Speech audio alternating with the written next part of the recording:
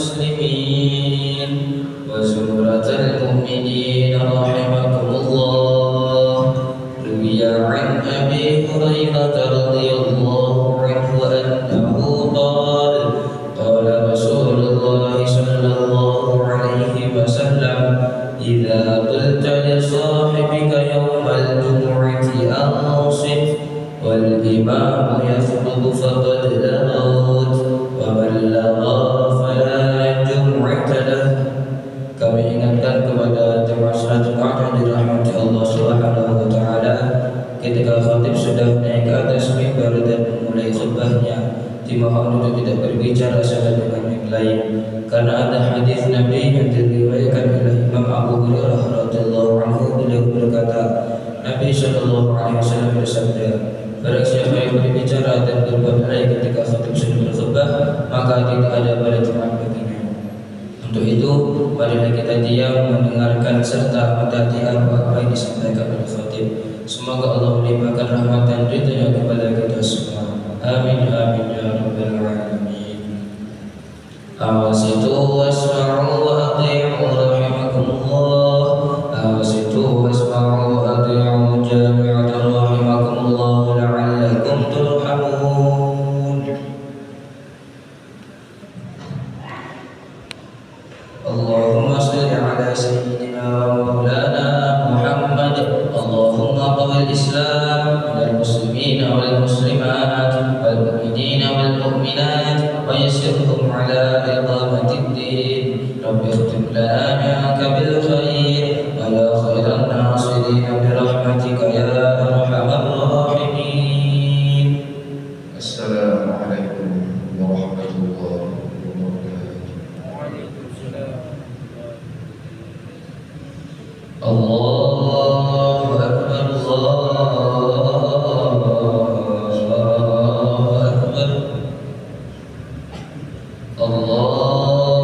Akbar, Allahu Akbar, Allahu Akbar.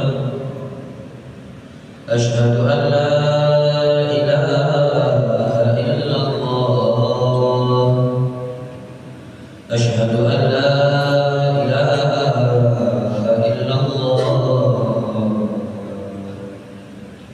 Asyhadu anna Muhammadar Rasulullah.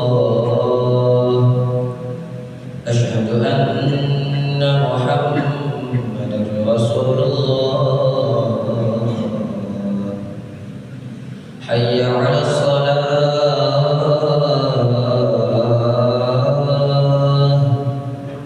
Hayya 'alas salah.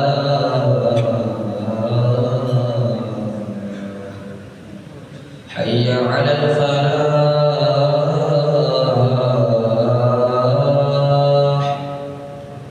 Hayya 'alal falah.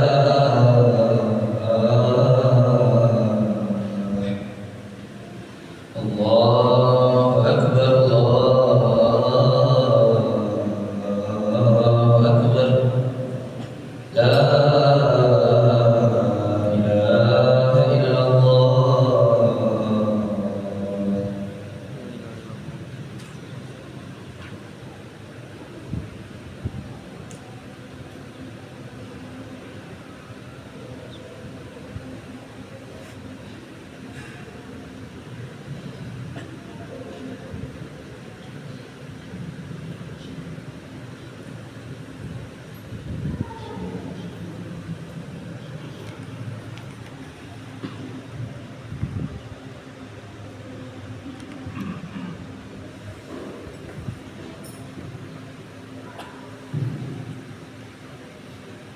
إن الحمد لله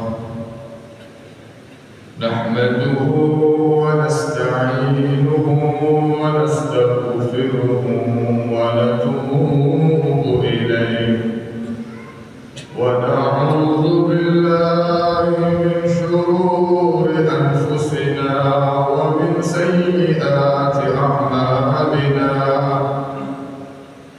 من يهد الله فلا مضل له ومن يضلل فلا هادي له. أشهد أن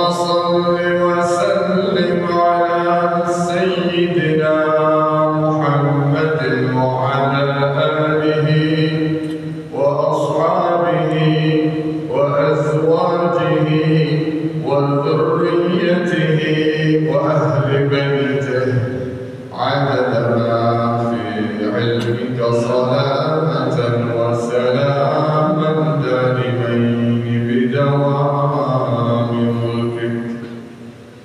أما بعد فيا عباد الله، أوصيكم ونفسي بتقوى الله، وأحثكم على العمل بطاعة الله وبطاعة رسول الله صلى الله عليه وآله وسلم. معاشر المسلمين رحمكم الله. Dari atas mimbar masjid Baitullah yang dimuliakan oleh Allah dan kehadiran kita dalam rangka tunduk dan patuh kepada Allah di hari yang menjadi syiar utama bagi umat Muhammad sallallahu alaihi wasallam, saya menyampaikan pesan dan wasiat takwa kepada Allah. Tidak ada bekal yang terbaik yang bisa kita persiapkan untuk menghadapi hari yang menakutkan, yang tidak seorang pun di antara kita mampu mengatasi ketakutan di hari atau saat itu kecuali dengan bekal takwa kepada Allah Subhanahu wa taala. Allah Subhanahu wa taala memberikan janji. Siapa yang percaya terhadap janji Allah? Kalau bukan orang-orang yang beriman Allah. Maka tanda percayanya kita terhadap janji Allah, kita akan merasa tentram dan tenang. Tentram, tenang dalam kepercayaan bahwa apa yang diperintahkan Allah di dalamnya terdapat seluruh kemaslahatan dunia akhirat, dan apa yang diperintahkan oleh Allah untuk kita jauhi di dalamnya terdapat segala mudarat dunia akhirat. Barangkali wahai saudara-saudara kaum muslimin, kita belum merasakan manfaat dari ketaatan kita kepada Allah di dunia. Barangkali ada sebagian orang-orang yang diuji oleh Allah dan memang dunia ini tempat ujian. Kemudian dia bertanya-tanya, telah sekian lama aku berdiri menghadap kepada Allah, telah sekian banyak tasbih ini aku putar menyebut dan memahasucikan namanya, tapi aku belum kunjung mendapatkan apa yang aku harap-harapkan. Pertanyaannya, apa yang kau harap-harapkan? Yang kau harap-harapkan tentunya hanya terbatas pada urusan dunia, sedangkan Allah tidak menciptakan kau untuk dunia.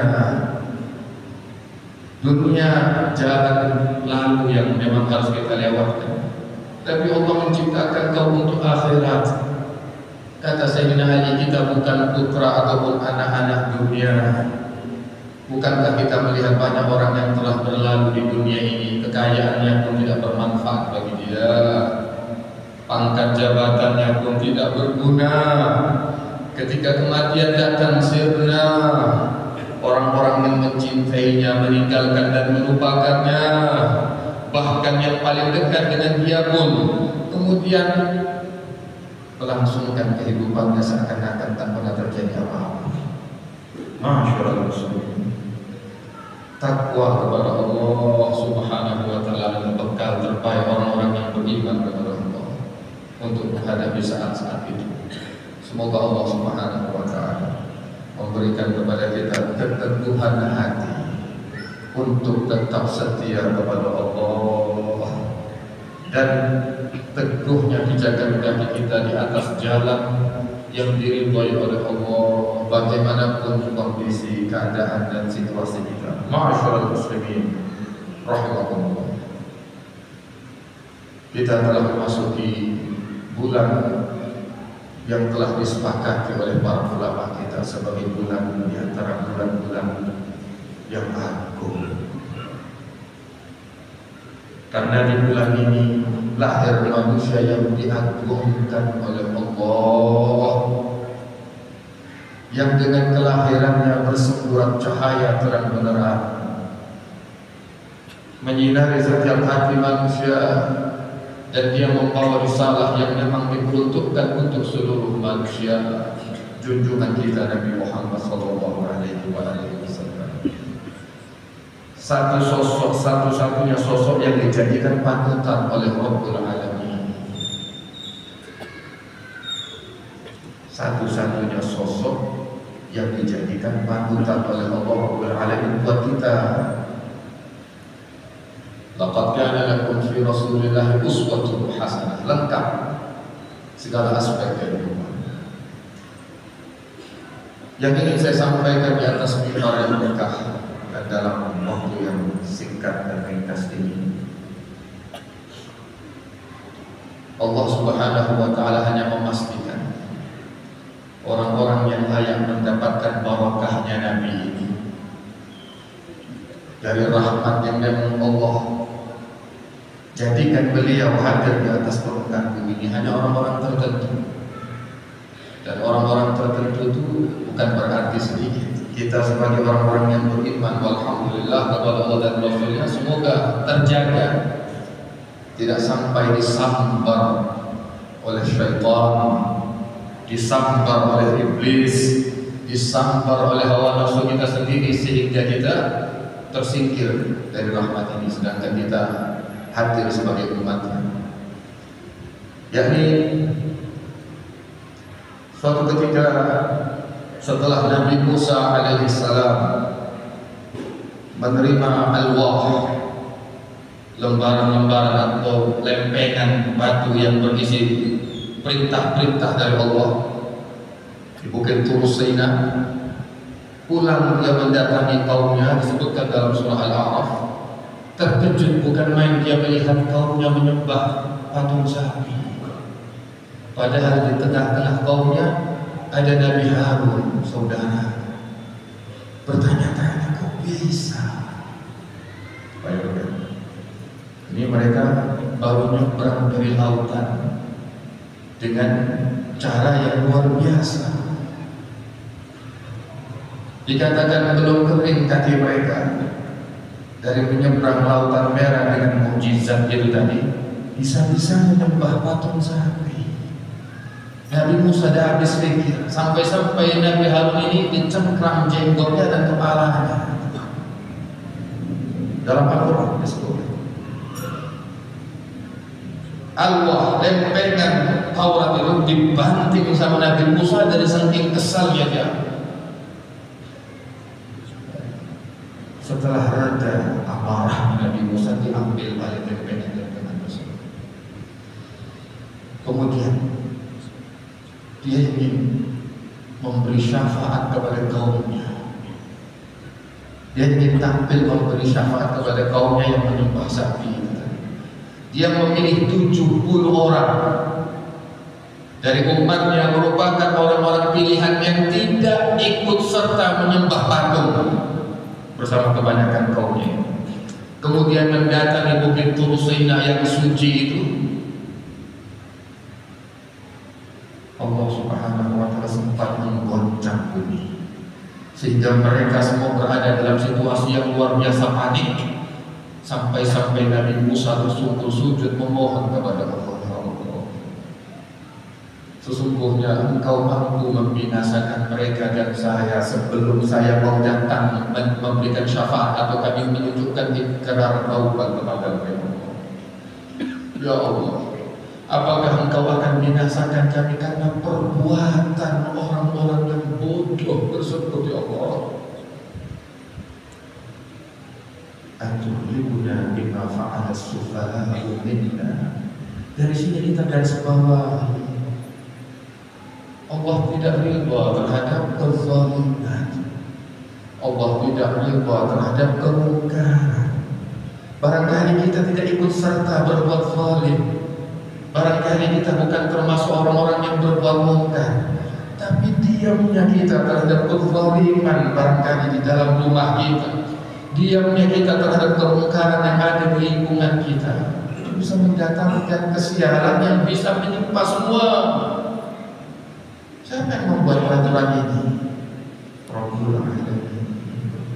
Dengan inilah Allah ingin menjaga manusia, perhatian satu dari yang lainnya atau terhadap yang lainnya, saling mengajak kepada hal-hal yang baik, mengingatkan dari perkara-perkara yang munkar. Nabi Musa tersungkur, ya Allah, apakah Engkau akan binasakan kami karena sebab perbuatan orang-orang yang bodoh yang dikuasai hawa nafsu.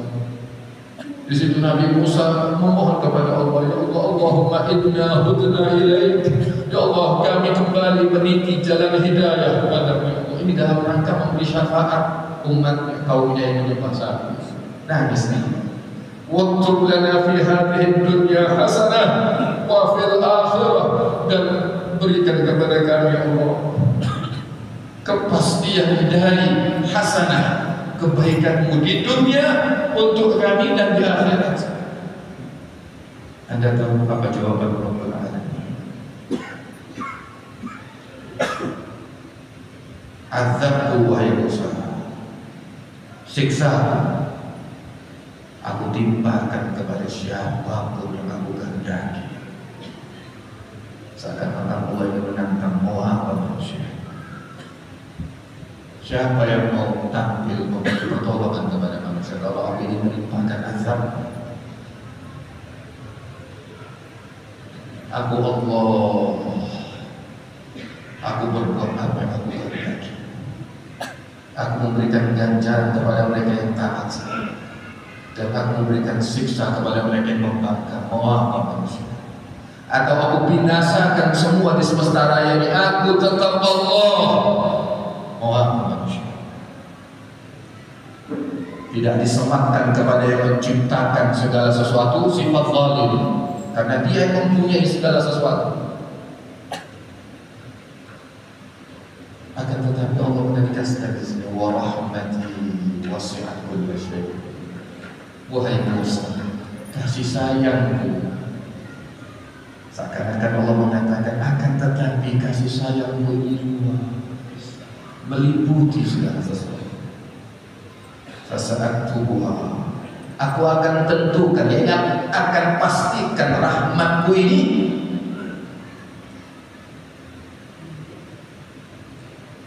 mengenal atau dimiliki, didapatkan oleh orang-orang yang beriman kepada Allah.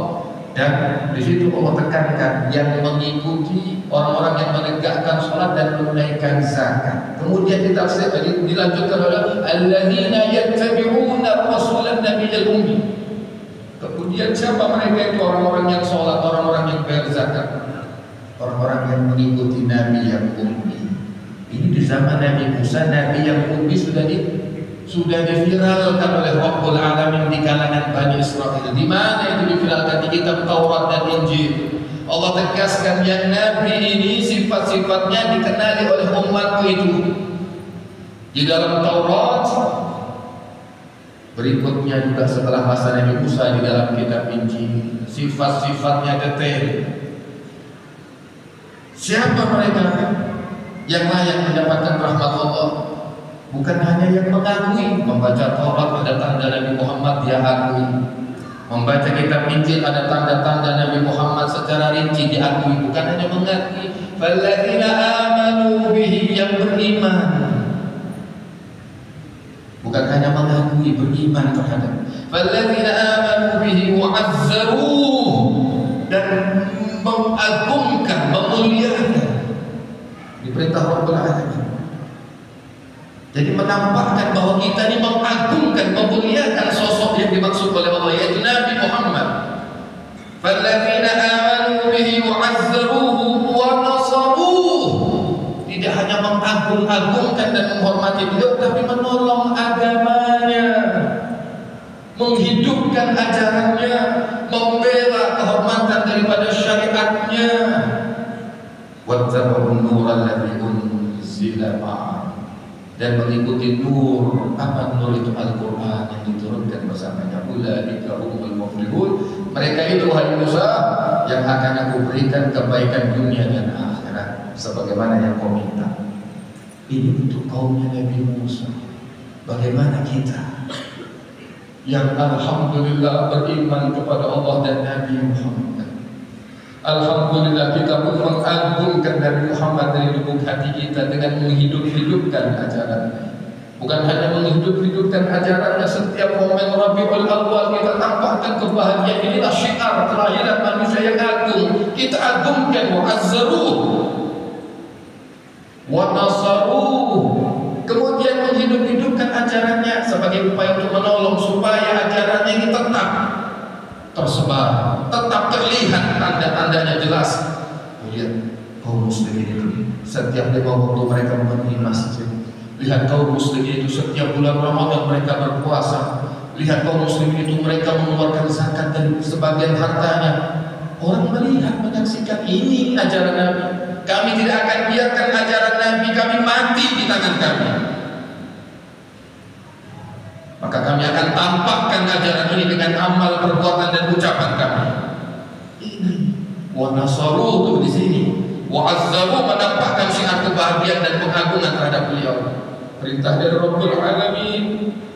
Wa tabaun kajian tafsir, baca Al-Qur'an kita datang ke ulama yang mengajarkan Al-Qur'an, meresapi, mendalami makna-maknanya. Ini termasuk mengikuti cahaya. Maka disinilah kita termasuk di antara orang-orang yang dipastikan fid dunya hasanah wa fil akhirati hasanah. Tinggal tunggu tanggal waktu. Barangkali sebagaimana yang saya katakan di awal, orang tidak merasakan apa hasanah dunia. Saya kebaikan dunia ini yang saya pahami adalah dunia harta. Kalau saya tanya harta itu kebaikan. Ya. Kalau saya sehat itu kebaikan, kalau saya sakit itu keburukan. Ini orang-orang yang gagal memahami isyarat ataupun petunjuk dari Allah. Sebab Allah tidak ciptakan kau hanya untuk dunia. Banyak orang yang sakit di dunia dia sabar, lebih hebat nilainya di sisi Allah dari orang yang sehat, tapi tidak ada nilainya, tidak ada ibadahnya. Kau dikasih sehat puluhan tahun, sholat tidak ada, puasa tidak kau kerjakan, sama orang jahat kau rampas haknya orang. Sehat tubuh badan tidak ada nilainya, tinggal tunggu mati yang bagaimana akhirnya. Kau akan temukan sendiri akibat perbuatan. Apa nilainya? Ada orang yang kemarin sakit tidak bisa apa-apa, ikhlas. Alhamdulillah, sekian tahun lamanya aku diberikan kesehatan. Aku lupa bersyukur. Ya Allah, jadikanlah rasa sakitku saat ini sebagai pembersihan untukku, ya Allah. Pembersihan untukku dan berikan aku nilai di sisimu dari sabarnya aku dalam menanggung sakit ini. Dan aku memohon belas kasihan ya Allah, al-afiyah, al-afiyah. Bisa jadi ini orang lebih nilai di sisi Allah. Orang yang miskin, banyak orang yang miskin menjaga kejujurannya, menjaga sifat adilnya, tetap berbagi sama orang. Di samping itu ada orang-orang yang kaya tapi lupa terhadap orang-orang yang susah yang ada dalam lingkaran. Dia merasa miskin terus sampai harus berbuat korupsi, merampas haknya orang, menikmati kesenangan yang tidak dihalalkan oleh Allah. Apa nilainya? Apa kau pikir kau masih hidup terus panjang umur? Panjang umur seberapa panjang kau harapkan umurmu dalam keadaan seperti ini? Bila tiba masanya Allah cabut kesehatan, kau akan berada dalam keadaan yang hina dan miskin. Barangkali seseorang ini mendengar taubat, kalau kau bertaubat, kalau pada kau taubat, wassalam. Maka penutup Abu Thalib, sebagian ulama sepakat bahwa Abu Thalib ini beriman kepada Allah, walaupun sebagian yang lain menyaksikan. Keimanan Abu Thalib disebutkan oleh mu'arrikh dalam banyak kitab-kitab sirah. Dia menunjukkan keimanannya kepada Rasulullah SAW. Ketika orang-orang Quraisy, tokoh-tokohnya datang kepada Abu Thalib berkata, "Inna laka sinnan wa syarafan wa manzilatan, wahai Abu Thalib, engkau ini orang yang usianya matang, yang ini kau memiliki akal yang hebat, engkau memiliki kemuliaan dan kedudukan di sisi kami, kami hormat sama kau," katanya orang-orang Quraisy. "Dan kami sudah mengingatkan engkau tentang keponakan ini, tapi sepertinya engkau acuhkan peringatan kami. Kami sudah cukup bersabar, sekarang sudah tidak ada kesabaran," kata orang-orang Quraisy. "Bahwa keponakanmu menghina nenek moyang kita, dan dia mencela Tuhan-Tuhan sesembahan kita. dan dia membodoh-bodohkan orang-orang yang cerdik di antara kita. Ada dua pilihan wahai Abu Thalib, karena kami sudah sepakat, kata kaum Quraisy. Pertama, kau bersama keponakanmu itu akan menghadapi kami. Entah siapa yang binasa, kau dan keponakanmu atau kami. Yang kedua, kau hentikan keponakanmu itu dari dakwah dan ajaran-ajarannya. Ditinggal.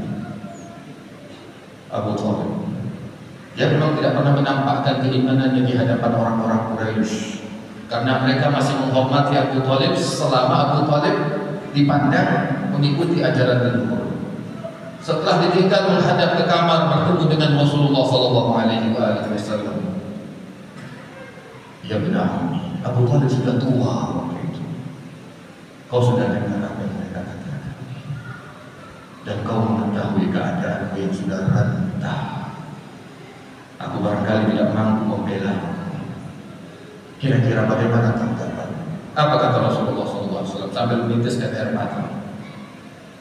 Belum pernah ada kalimat ini diucapkan oleh manusia manapun sebelum beliau Sallallahu Alaihi Wasallam. Tidak pakai nunggu lama, beliau berkata, ya ammi wallahi. Ambil lagi satu. Wahai paman demi Allah, disumpah. Law wada'u syamsa fil yamin wal qamara fi yasari. Andai kata mereka orang-orang Quraisy menimpakan beban matahari di tangan kanan saya dan beban bulan ini di tangan kiri saya, tidak main-main kata-kata. Agar saya meninggalkan dakwah ini, maka tidak akan saya tinggalkan, wahai paman, sampai Allah memenangkan urusannya ini. Ini urusannya Allah, ini bukan urusan saya. Atau saya binasa di dalam mengupayakan dakwah.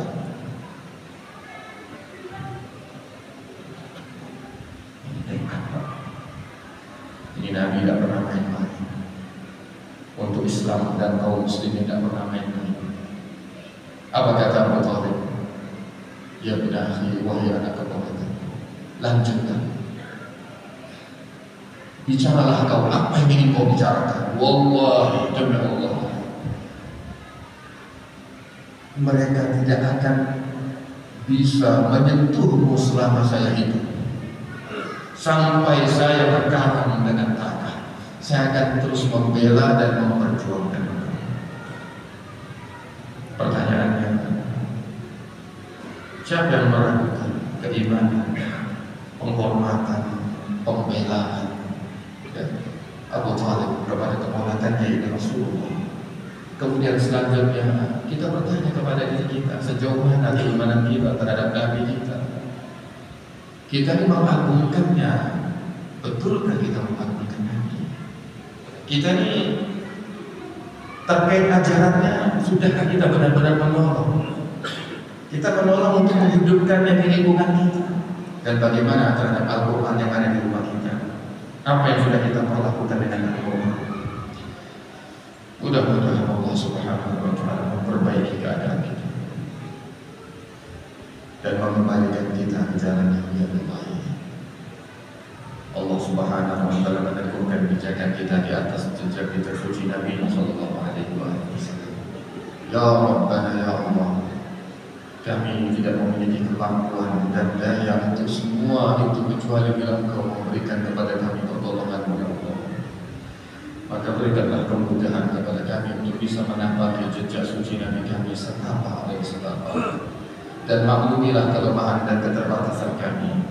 Jangan Kau campur nyawa kami ya Allah, kecuali kami dalam keadaan beriman kepada Nabi Sallallahu Alaihi Wasallam dan mengagungkan Nabi Sallallahu Alaihi Wasallam, serta mengupayakan pembelaan terhadap ajaran Nabi Sallallahu Alaihi Wasallam, serta menjadi pecinta dan orang-orang yang setia terhadap kitab Al-Quran Al-Karim, sehingga Engkau wafatkan kami dalam keadaan husnul khatimah. Engkau bangkitkan kami di barisan Muhammad Rasulullah Sallallahu Alaihi Wasallam. Inna ahsanal kalam كلام الله الملك العلام سبحانه عز وجل. أعوذ بالله من الشيطان الرجيم. والعصر إن الإنسان لفي خسر إلا الذين آمنوا وعملوا الصالحات وتواصوا بالحق وتواصوا بالصبر. بارك الله لي ولكم في القرآن العظيم ونفعني وإياكم بما فيه من الآيات والذكر الحكيم وتقبل مني ومنكم تلاوته إنه هو السميع العليم. أقول قولي هذا وأستغفر الله العظيم لي ولكم ولسائر المسلمين فاستغفروه إنه هو الغفور الرحيم. أستغفر الله العظيم الذي لا إله إلا هو الحي القيوم وأتوب إليه. أستغفر الله العظيم الذي لا إله إلا هو الحي القيوم وأتوب إليه. أستغفر الله العظيم الذي لا إله إلا هو الحي القيوم وأتوب إليه. الحمد لله حمدا كثيرا كما أمر. وأشهد أن لا إله إلا الله وحده لا شريك له إرغاما لمن جحد به وكفر. وأشهد أن سيدنا محمدا عبده ورسوله سيد الخلائق والبشر. اللهم صل وسلم وبارك على سيدنا محمد وعلى آله وأصحابه وصحبه الكرام. أما بعد فيا عباد الله أوصيكم ونفسي بتقوى الله فقد فاز المتقون. واعلموا أن الله صلى على نبيه قديما ولم يزل قائلا حليما. وقال تعالى إن الله وملائكته يصلون على النبي يا أيها الذين آمنوا صلوا عليه وسلموا تسليما. اللهم صل وسلم وبارك عليه وآله. اللهم صل وسلم وبارك على سيدنا محمد وعلى آله وأصحابه خصوصا من العصر العليم وخليفة رسول الله سيدنا أبو بكر الصديق وعلى زاهد الأكبر أمير المؤمنين سيدنا عمر بن الخطاب وعلى جامع القرآن أمير المؤمنين سيدنا عثمان بن عفان وعلى أسد الله الغالب أمير المؤمنين سيدنا علي بن أبي طالب وعلى ابن سيدنا الحسن الحسين وعلى أمه سيدتنا فاطمة الزهراء وعلى جدته سيدتنا خديجة الكبرى وعلى عمه المعظم من الله والناس حمدة وعلى عباس وعلى بقية صحابة رسول الله أجمعين. اللهم أصلح أمة سيدنا محمد. اللهم ارحم أمة سيدنا محمد. اللهم فرج عن أمة سيدنا محمد. اللهم ألطف بأمة سيدنا محمد. اللهم أصلح من في صلاحه صلاة الإسلام والمسلمين. اللهم أهلك من في هلاكه صلاة الإسلام والمسلمين. اللهم لك الحمد وإليك المشتكى وأنت المستعان ولا حول ولا قوة إلا بالله العلي العظيم. ونستعينك على فساد فينا ونسألك صلاح أمرنا كله. اللهم اغفر للمؤمنين والمؤمنات والمسلمين والمسلمات الأحياء منهم والأموات إنك السميع القريب مجيب الدعوة يا قاضي الحاجات ويا كافي المهمة برحمتك يا أرحم الراحمين. ربنا آتنا في الدنيا حسنة وفي الآخرة حسنة وقنا عذاب النار. عباد الله إن الله يأمر بالعدل والإحسان وإيتاء ذي القربى وينهى عن الفحشاء والمنكر والبغي يعظكم لعلكم تذكرون. فاذكروا الله العظيم يذكركم واشكروه على نعمه يزدكم وادعوه يستجب لكم ولذكر الله أكبر. أقيموا الصلاة.